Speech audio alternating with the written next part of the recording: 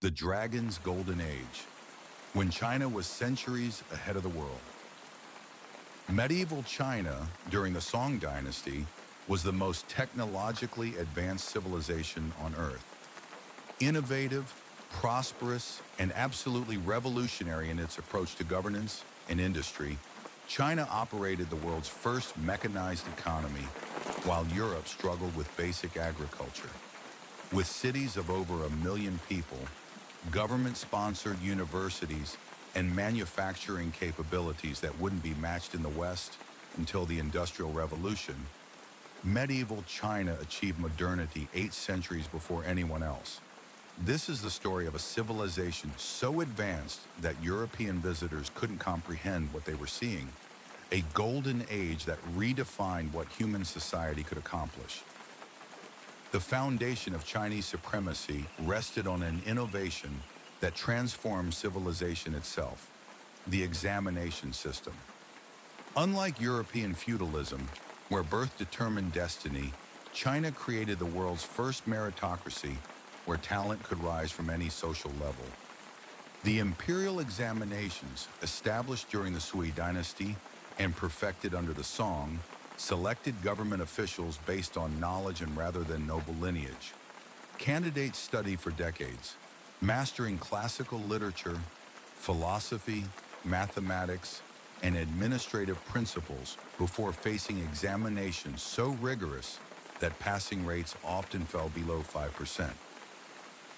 This intellectual infrastructure created a governing class unlike anything the medieval world had seen. Scholar officials, known as mandarins, possessed both theoretical knowledge and practical expertise. They understood economics, engineering, agriculture, and military science because their positions depended on demonstrated competence rather than inherited privilege. The result was a bureaucracy capable of managing a population exceeding 100 million people with efficiency that European kingdoms couldn't achieve governing a few hundred thousand. The economic system that supported this administrative marvel was equally revolutionary. Song Dynasty China operated the world's first industrial economy with mechanized production that dwarfed European handicrafts. Iron and steel production reached levels that wouldn't be surpassed until the 18th century, fueled by innovations like the blast furnace and hydraulic machinery. Chinese workshops mass-produced everything from agricultural tools to weapons to household goods, creating a manufacturing economy that generated unprecedented prosperity. The sophistication of Chinese technology was staggering. They had perfected gunpowder not just for military applications, but for mining and construction projects. Chinese engineers used controlled explosions to carve canals through mountains and extract minerals from previously inaccessible locations.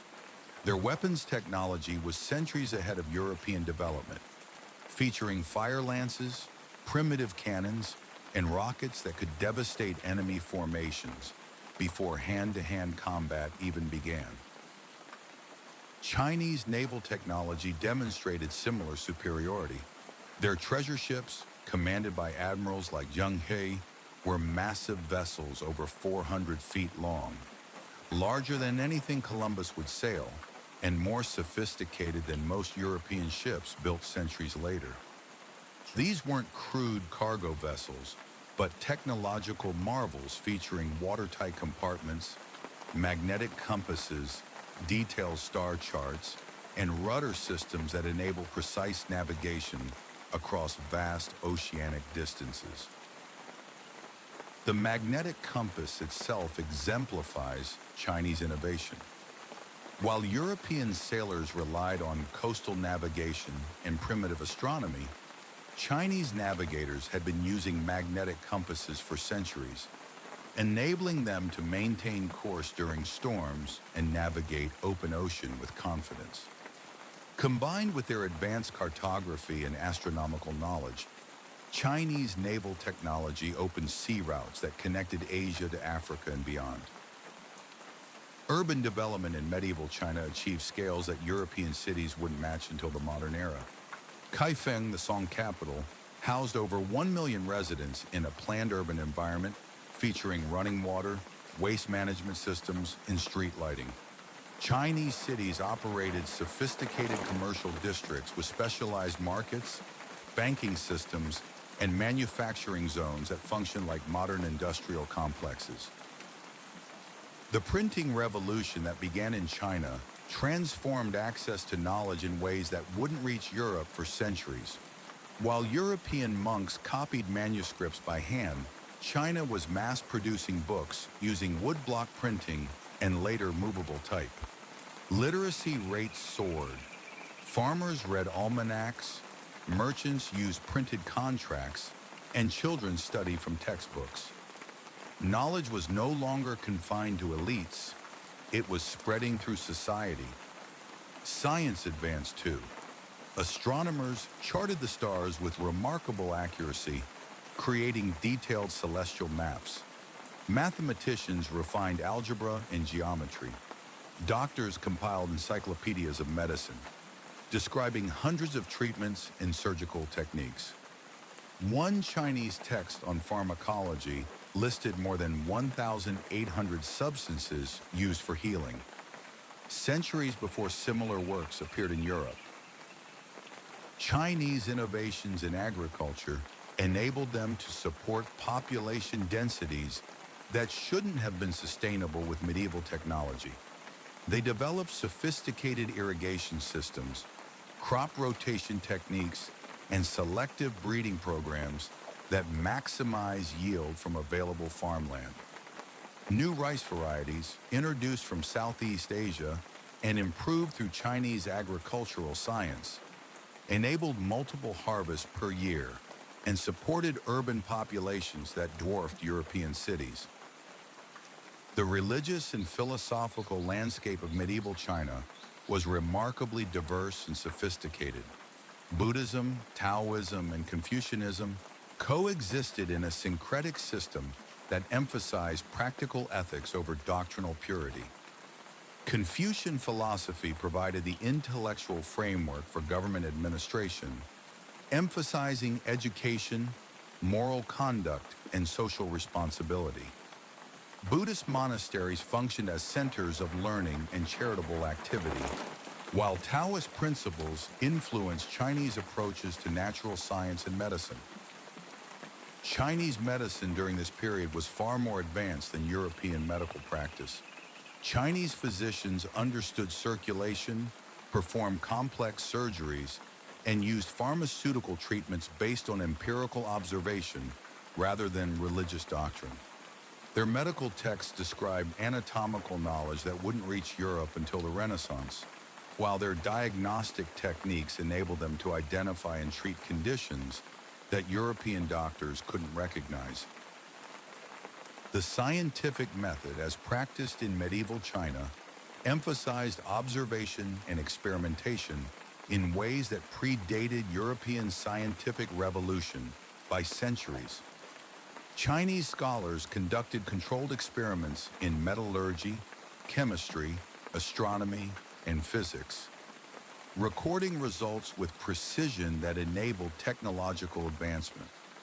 Their understanding of magnetism, optics, and mechanics led to innovations like the mechanical clock, the spinning wheel, and precision instruments that revolutionized manufacturing and navigation.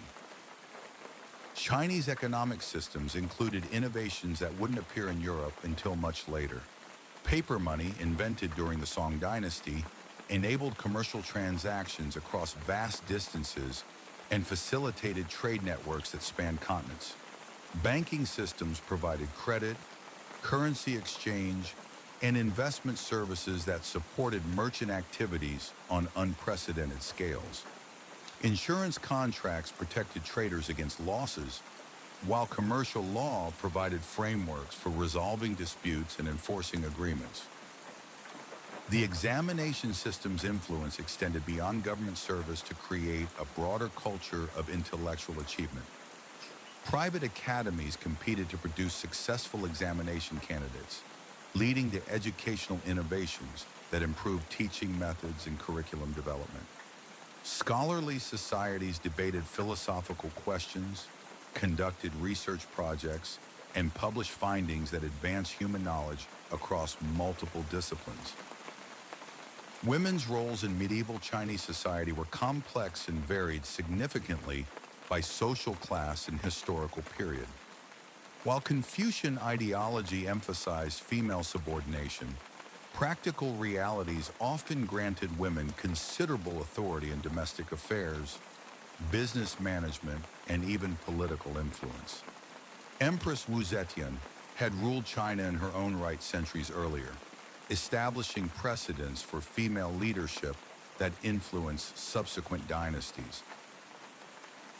Medieval China's legacy challenges every assumption about historical progress and cultural development. They achieved modernity centuries before Europe, demonstrating that technological advancement and social sophistication could develop along multiple paths. Their examination system created meritocratic governance. Their industrial capacity generated unprecedented prosperity, and their intellectual achievements laid foundations that influenced global development for centuries. During Europe's so-called Dark Ages, China's Song dynasty was running factories, building ships larger than anything seen in the West, and educating citizens through mass-printed books. It was a civilization that could have dominated the globe, but instead chose isolation at a crucial moment. As the sun sets on the bustling canals and ironworks of the Song dynasty, we drift westward, following the silent path of the Silk Road. We leave the green hills of China behind, crossing the mountains and deserts, until we arrive at another beacon of light in the medieval world. Under the desert stars of Baghdad, a different kind of golden age is beginning. The House of Wisdom, when Islam lit the lamp of knowledge, while Europe stumbled in darkness. The Islamic world during Europe's medieval period was the undisputed center of human learning and innovation. Scientific, tolerant, and absolutely revolutionary in its approach to knowledge, Islamic civilization preserved the wisdom of antiquity while pushing the boundaries of what humanity could understand and achieve. With universities that attracted scholars from 3 continents, medical schools that performed surgeries Europeans couldn't imagine, and mathematical innovations that laid the foundation for modern science, medieval Islam created a golden age of intellectual achievement that wouldn't be matched in the West for centuries. This is the story of a civilization that made knowledge sacred, only to discover that political fragmentation could destroy even the most brilliant intellectual achievements. The foundation of Islamic intellectual supremacy rested on a revolutionary principle that transformed how humans approached learning: the belief that seeking knowledge was a religious duty. The Prophet Muhammad's declaration that the ink of scholars is more sacred than the blood of martyrs created a culture where intellectual achievement was literally considered worship. This fusion of faith and reason produced scholars who saw no conflict between religious devotion and scientific inquiry, leading to breakthroughs that combined rigorous methodology with spiritual purpose. The House of Wisdom in Baghdad exemplified this intellectual revolution. Established by the Abbasid Caliph al-Ma'mun in the 9th century, it functioned as the world's first true research university, where scholars from across the known world collaborated on projects that pushed the boundaries of human knowledge. Greek texts were translated and improved upon. Persian wisdom was preserved and expanded, and Indian mathematical concepts were refined and developed. The House of Wisdom wasn't just a library, but an active research institution where observation, experimentation, and debate created new understanding of the natural world. Islamic mathematical achievements transformed how humans understood numbers and calculation. Al-Khwarizmi's development of algebra created an entirely new branch of mathematics, While his work on Hindu-Arabic numerals introduced the decimal system to the Islamic world and eventually to Europe, the word algorithm derives from his name, reflecting his fundamental contributions to mathematical methodology. Islamic mathematicians developed trigonometry, advanced geometry, and early concepts of calculus centuries before European scholars encountered these ideas. The sophistication of Islamic astronomy was equally remarkable. Scholars like al-Battani produced star catalogues more accurate than those of ancient Greek astronomers, while al-Biruni calculated the Earth's circumference with precision that wouldn't be improved upon for centuries. Islamic astronomers built sophisticated observatories equipped with precision instruments that enabled them to track celestial movements and predict eclipses with remarkable accuracy. Their astronomical tables were so superior that European navigators continued using them long after the Islamic Golden Age had ended. Islamic medicine achieved levels of sophistication that made European medical practice seem primitive by comparison. Al-Razi distinguished between smallpox and measles, wrote comprehensive medical texts that remain standard references for centuries, and established the first hospital with medical schools attached. Ibn Sina's Canon of Medicine systematically organized all known medical knowledge and introduced diagnostic techniques that form the basis of modern clinical practice. Islamic surgical techniques were particularly advanced. Al-Zahrawi performed complex operations including cataract surgery, kidney stone removal, and even primitive forms of plastic surgery. His surgical instruments, many of which he invented himself, were so well designed that modern versions remain virtually unchanged. Islamic hospitals featured separate wards for different conditions, pharmacies that prepared medications according to precise formulas, and medical libraries where physicians could research treatment options. The scientific method, as we understand it today, was largely developed by Islamic scholars who emphasized observation and experimentation over theoretical speculation. Ibn al-Haytham, known in the West as Al-Hazan, pioneered experimental methodology in optics and physics, conducting controlled experiments that established fundamental principles of scientific inquiry. His work on light, vision, and the behavior of lenses laid groundwork for later European developments in astronomy and navigation. Islamic engineering achievements demonstrated practical application of theoretical knowledge in ways that transformed daily life. The Qanat system of underground irrigation channels enabled agriculture in arid regions, supporting urban populations that shouldn't have been sustainable in desert environments. Islamic engineers perfected mechanical devices, including water clocks, automatic fountains, and precision instruments that seemed almost magical to European visitors. The governmental systems that supported these intellectual achievements were remarkably sophisticated and administratively efficient. The Abbasid Caliphate developed bureaucratic structures that managed territories spanning from Spain to Central Asia, with standardized legal codes, efficient communication systems, and administrative practices that enabled effective governance across vast distances in diverse populations. Islamic law, or Sharia, provided frameworks for everything from commercial transactions to diplomatic relations, creating stability that facilitated trade and cultural exchange. The concept of ijma, meaning consensus, allowed Islamic legal systems to adapt to new circumstances while maintaining continuity with established principles. This flexibility enabled Islamic civilization to integrate diverse cultures and traditions while maintaining social cohesion. Trade networks controlled by Islamic merchants connected Europe, Asia, and Africa in commercial relationships that facilitated not just economic exchange, but cultural and intellectual transmission. Islamic banks provided credit, currency exchange, and investment services that enabled long-distance trade on unprecedented scales. Commercial law developed by Islamic scholars established standards for contracts, partnerships, and dispute resolution that influenced commercial practices across 3 continents. Islamic cities during this period were marvels of urban planning and architectural achievement. Cordoba, Baghdad, and Cairo feature populations exceeding anything in medieval Europe, supported by sophisticated infrastructure, including running water, waste management systems, and public facilities.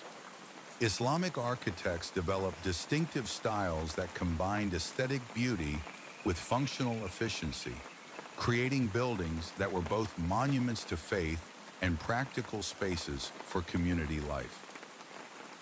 The role of women in Islamic society during this period was complex and varied significantly across different regions and social classes.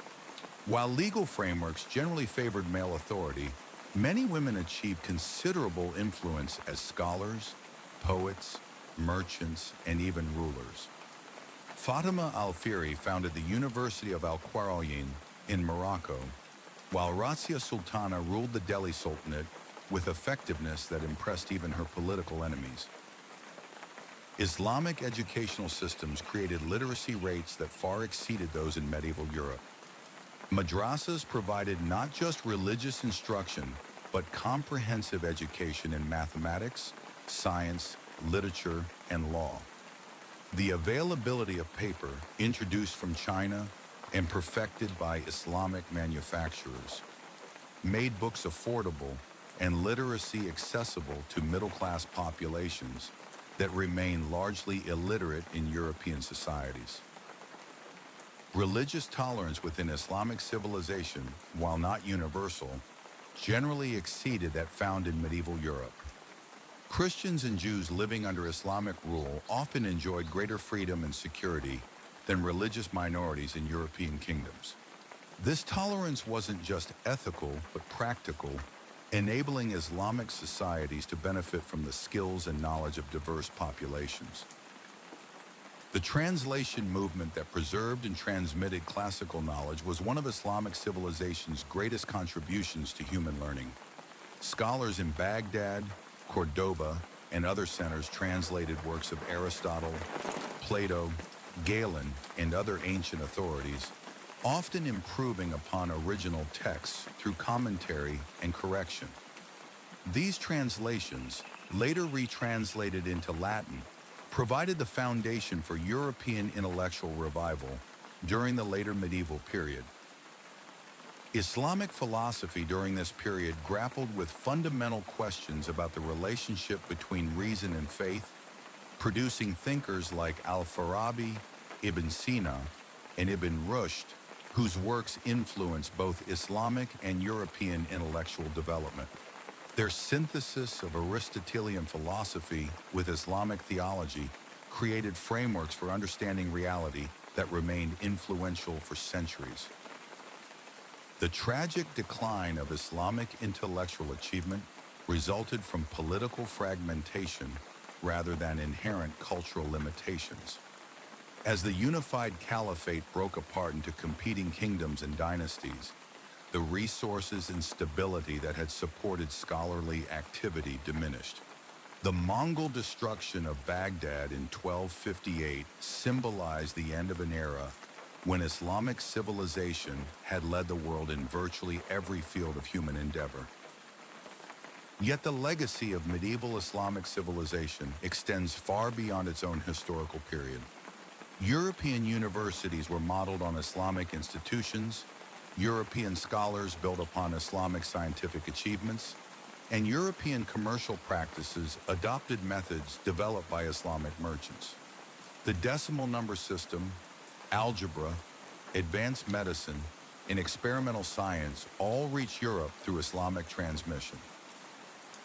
The Islamic Golden Age demonstrates that intellectual achievement flourishes when societies value learning, tolerance, and systematic inquiry over dogma and prejudice. Medieval Islam's combination of religious devotion with rational investigation created conditions where human knowledge could advance rapidly and substantially, proving that faith and reason need not be enemies. This was the golden age of Islam, when Baghdad was the world's brightest beacon of learning. From the House of Wisdom in Baghdad, the scholars looked even further east for inspiration. They knew that many of the mathematical secrets they studied had arrived from a land of ancient spirituality and incredible wealth.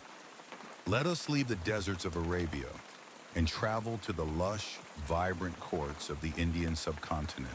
476 CE, a 23-year-old mathematician named Aryabhata stares at the night sky from Kusumapura and realizes something that will get him called insane. The earth is spinning, not the heavens rotating around us like every scholar, every priest, every ancient text has said for 1,000 years. No, the earth itself is turning like a potter's wheel, and we're all just passengers hurtling through space at incomprehensible speed. Here's his dilemma. If he publishes this, he'll be challenging the cosmic order. If he stays silent, he's a coward who discovered the truth and buried it. While Rome collapses into warlords and darkness, medieval India is about to prove something. That the greatest rebellions, whether intellectual or political, come from people willing to be called insane. This is the story of medieval India through two impossible rebels, a mathematician who discovered Earth rotates, and a warrior queen who defied every law of succession. It starts with Aryabhata, but it doesn't end with him. Here's what you need to understand about Aryabhata. He wasn't working in some isolated monastery. Kusumapura, modern-day Patna, was the intellectual heart of the Gupta Empire, basically the Silicon Valley of the 5th century. The university there had students from Persia, from Southeast Asia, from places that don't exist anymore. And Aryabhata looked at the tools they had, the astronomy, the mathematics inherited from Babylon and Greece, and thought, this is wrong. All of it. The prevailing model said the heavens rotated around Earth. Every observation, every religious text, every diagram drawn in the sand supported this. It felt true. When you watch the sun cross the sky, it looks like it's moving, right? But Aryabhata found something in the numbers, a wobble, an inconsistency in how planets moved that only made sense if Earth itself was rotating. He calculated the Earth's circumference. He was off by only 70 kilometers in the 5th century, using nothing but shadows and geometry. So he publishes. He writes the Aryabhatiya, a mathematical text that introduces the concept of zero as a number, explains how to calculate square roots and cube roots, and casually mentions that the Earth rotates on its axis. The response? Immediate backlash. Other scholars call him a heretic. Religious authorities say he's undermining cosmic order. His own students start arguing with him. Because here's the thing. Aryabhata didn't just challenge astronomy. He challenged the entire way Indians understood their place in the universe. But wait, here's what happens with ideas that are actually true.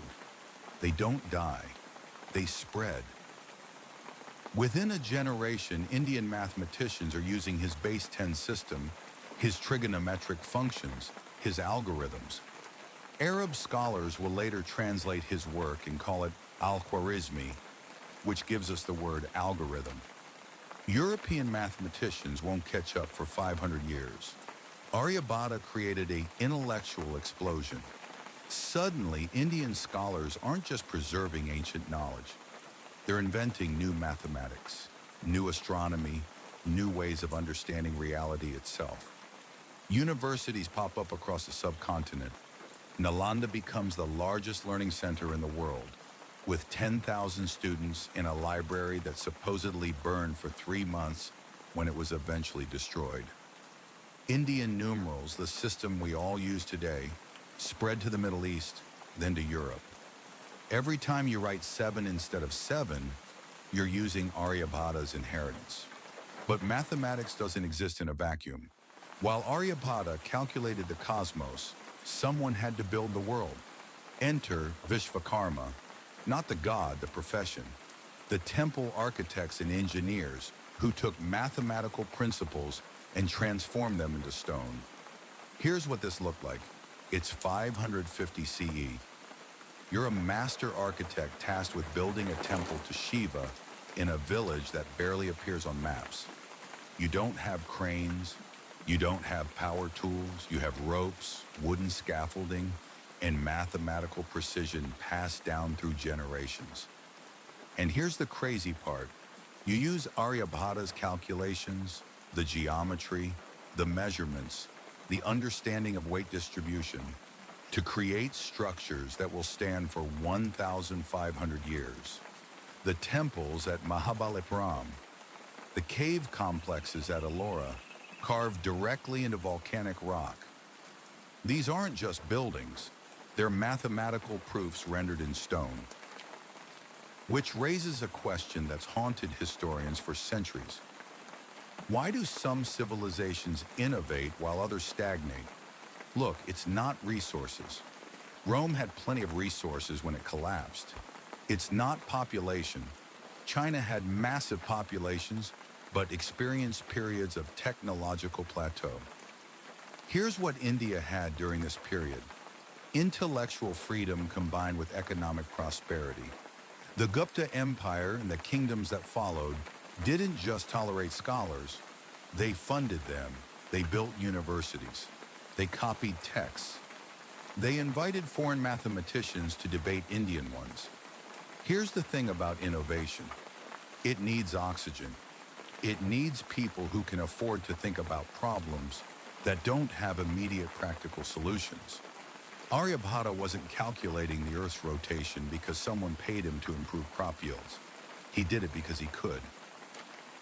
And this matters because while Europe spent the early Middle Ages forgetting how to make concrete, Indian scholars were pushing into territories no one had mapped. They developed early concepts of infinity. They created sophisticated medical texts on surgery, including plastic surgery techniques that wouldn't reach Europe until the 18th century. They built irrigation systems and calculated planetary movements with precision that wouldn't be matched until the telescope was invented. This wasn't some utopia. There were wars, famines, droughts, political chaos.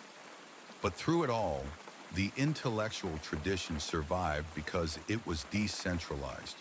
Knowledge wasn't locked in one monastery or one library. It was spread across dozens of kingdoms, hundreds of universities, thousands of scholars. Then the Arab invasions began.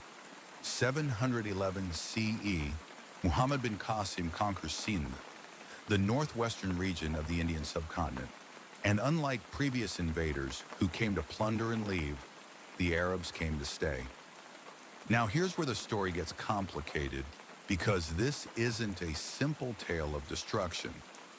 The Arabs brought their own mathematical traditions, inherited from Greek and Persian sources. When they encountered Indian mathematics, something unexpected happened: synthesis. Indian numerals traveled west. Arab astronomy techniques traveled east. The number 0, Aryabhata's conceptual child, became the foundation of Islamic mathematics. Al-Khwarizmi, the Persian mathematician, literally wrote the book on Indian numerals, spreading them throughout the Islamic world. But wait, synthesis requires stability. And by 1200 CE, that stability was crumbling. The Delhi Sultanate established Muslim rule over northern India. Universities burned. Libraries were destroyed. The great intellectual centers that had flourished for centuries faced existential threat. But here's what the history books often miss. While northern India descended into chaos, southern India was building its own golden age.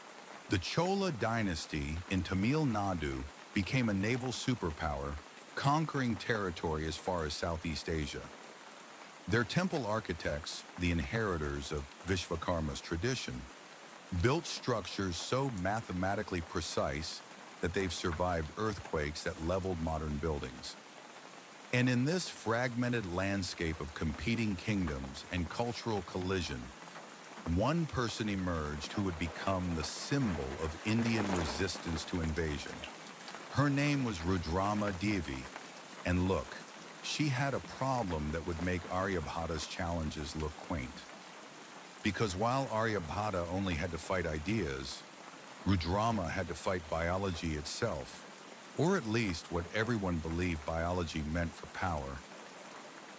1262 CE, a 14-year-old girl named Rudrama sits in the court of the Kakatiya dynasty and listens to her father, King Ganapati Deva, make an announcement that will shatter every rule of succession.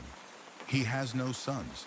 She will rule, not as regent, not as a placeholder, as king. The silence in that throne room must have been deafening, because what Ganapati Deva just proposed wasn't just unconventional, it was civilizational heresy. Medieval Indian law codes were explicit.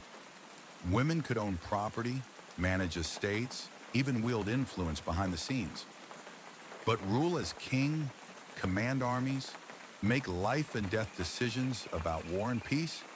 The Dharma Shastras, the law texts, literally said no. But wait, Ganapati Deva looked at his teenage daughter and saw something the law codes couldn't account for. Competence, intelligence, steel. So he made a bet that would either save his dynasty or destroy it. Here's what this means. Medieval India had queens before, usually widows ruling until a male heir came of age. But Ganapati Deva was declaring that his daughter would be crowned king, use male titles, dress in male clothing, and command armies in battle. The court erupted, not in celebration, in revolt. Feudatory lords who'd sworn allegiance to Ganapati Deva stood up and walked out. Neighboring kingdoms sent ambassadors with a simple message: we don't recognize this succession. Choose a male heir or face war. Even within the palace, the resistance was immediate. Court priests cited scripture. Military commanders questioned whether soldiers would follow women into battle. Ministers worried about marriage alliances. What king would marry his son to a ruling queen? What kingdom would accept her children as legitimate heirs? Rudrama, a 14-year-old who'd been raised in silk and ceremony, suddenly faced a choice that would define everything that followed. Back down and watch her father's kingdom collapse into civil war as rivals fought over the throne, or become something that shouldn't exist. She chose the impossible. So she trained, not in secret, not in the shadows, publicly, deliberately, making sure every rival kingdom knew she was preparing for war. She learned sword fighting, cavalry tactics, siege warfare. She studied the military campaigns of her ancestors, the Chalukyas and Rashtrakutas, who had defended southern India for centuries. She read texts on statecraft and diplomacy, on how to turn enemies against each other, how to forge alliances that would hold. And when she was crowned in 1263, she sent a message to every neighboring kingdom. She was not her father's daughter pretending to be king. She was king. Challenge her and find out what that meant. The challenges came immediately. The Yadavas from the north, the Pandyas from the south, the Kakatiya's own feudatories, local lords who'd pay tribute to her father, declared independence, betting that a woman couldn't hold the kingdom together. They were wrong, but here's the deeper question. What do we believe in? Not philosophically, practically. When Rudrama's nobles looked at her, they saw a woman in male clothing claiming a man's title. When her enemies looked at her, they saw weakness. When her soldiers looked at her, they had to choose. Do we follow tradition or do we follow power? Here's Rudrama's bet. Legitimacy comes from results, not bloodline, not gender, not divine right, results. So she gave them results. 1268 CE. The Yadava king Mahadeva invades from the north with a massive army, expecting the Kakatiya kingdom to collapse. Rudrama met him at Kolanupaka. Here's what we know from inscriptions. She led the cavalry charge personally, not from the rear, not from a command tent. She was at the front, visible, undeniable. Her cavalry smashed through the Yadava flanks, while her infantry held the center. Mahadeva retreated, not because he was defeated, his army was still intact, but because Rudrama had shattered the illusion of weakness.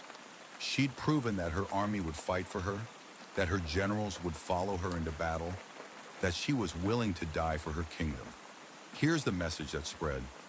The Kakatiya kingdom was not collapsing, it was fighting back. Over the next 30 years, Rudrama fought war after war, against the Yadavas, against the Pandyas, against rebellious nobles who kept testing whether she was truly as formidable as the stories claimed. She won most of them, lost some. The inscriptions from her reign, carved in stone across southern India, tell of battles fought, territories reclaimed, temples built in victory. But here's the thing, they also tell another story of a person who had to constantly prove their right to exist. Every victory was scrutinized, every loss was magnified. Male kings could afford to be incompetent. Indian history is full of mediocre kings who ruled for decades without achieving anything. Rudrama couldn't afford a single failure without her entire reign being questioned. She married a strategic alliance, but took a subordinate husband, maintaining her position as king. She administered justice, reformed the tax system, patronized temples and poets. She did everything a good medieval king was supposed to do. And look, it still wasn't enough for her critics. The inscriptions from her later reign start to change.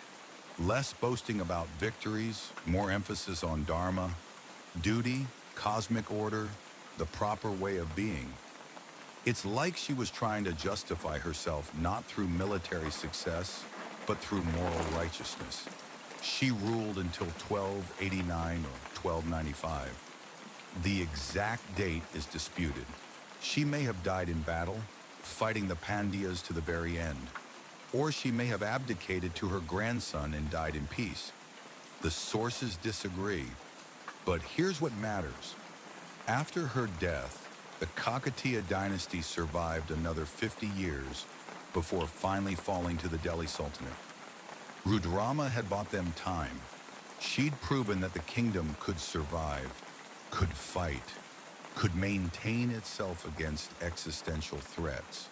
She'd done what kings are supposed to do. So let's zoom out. What are we actually talking about here? Aryabhata discovered that the earth rotates, and in doing so, he shifted how an entire civilization understood reality. Rudrama Devi defied gender norms, and in doing so, she shifted what her kingdom believed was possible. Here's the pattern. Both of them were rebels. Both challenged their society's deepest assumptions. Both paid a price for it, Aryabhata in intellectual backlash, Rudrama in having to constantly justify her existence. But here's what matters. Both also left legacies that outlasted their critics. Which brings us to the final question. What gives life meaning? Not in some abstract sense, but in the medieval Indian context. Both Aryabhata and Rudrama lived in societies obsessed with dharma, with duty, with cosmic order, with playing the role you were assigned. Aryabhata was supposed to study the old texts and preserve ancient wisdom. Instead, he questioned everything and created new knowledge. Rudrama was supposed to marry well and produce heirs. Instead, she became king and commanded armies. Here's what they figured out. They found meaning not in following the script, but in writing new ones. And maybe that's the real lesson of medieval India, that the greatest innovations, whether mathematical or political, come from people willing to challenge the assumption that things have to be the way they've always been. Medieval India wasn't a footnote. It was a golden age of intellectual and cultural achievement that shaped the modern world in ways we barely acknowledge. The numbers you use, Indian. The concept of zero, Indian. The base 10 system that makes all modern mathematics possible, Indian. And yet, when we think of medieval history, we think of European knights and castles. We think of Islamic scholars in Baghdad. We rarely think of the mathematicians in Kusumapura or the warrior queens in Warangal. Here's the thing, that's changing slowly. Because the more you dig into medieval history beyond Europe, the more you realize that the Dark Ages were only dark in one part of the world. Everywhere else, the lights were on and people were doing remarkable things.